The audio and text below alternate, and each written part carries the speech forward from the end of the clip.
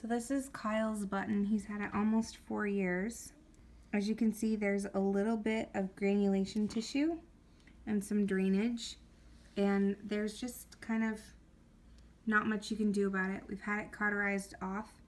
It just happens.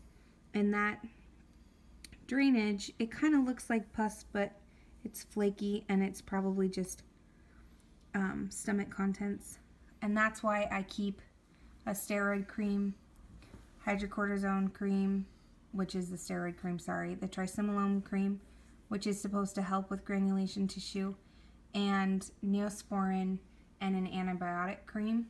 And then I just use them as I see fit, because sometimes one works really well and sometimes another one does, and if it starts to get irritated or itchy, then you can just kind of go from there. But some of the skin is going to grow back, and Kyle's isn't very bad.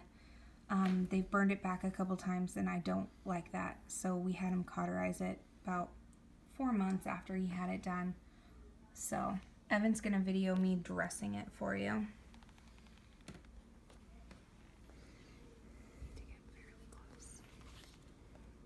Okay, so every day I try to rotate it about 13 degrees, 12.5 degrees if you want to get technical.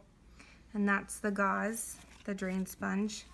And Kyle has a 12 French 1.7 centimeter AMT mini one button.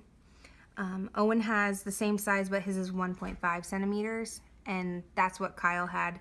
That's like the pediatric size, so it lasted Kyle from the time he was 3 until he was almost 8. We just sized up his button, and Owen got it when he was 8 months. So I use this MeFix tape cut into big strips, and I cover it down. The reason you want to rotate the button each time you dress it is because that part where the water balloon attachment part is will push into his skin and cause it to erode and wear away if you don't rotate it.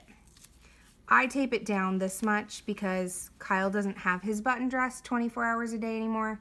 I used to only cut it to here so that I could flip it closed, because we were dressing it once and leaving it dressed for 24 hours for the first probably 2 years he had a button. And then I connect and rotate.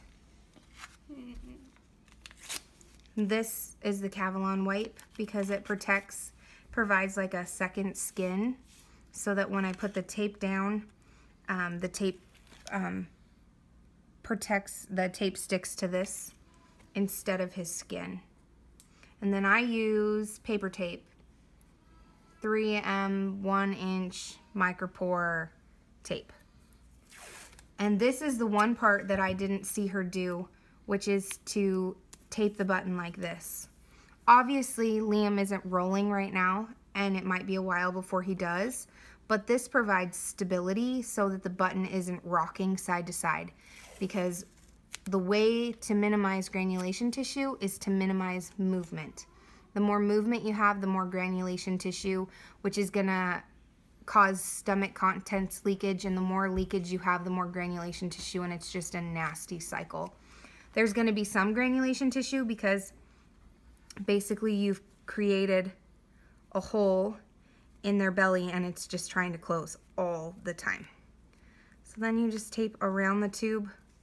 You tape it into like a Y, and then you secure it down, and then they're good to go. And like I said, I did this for Kyle for the first like 2 years. I daily did that. So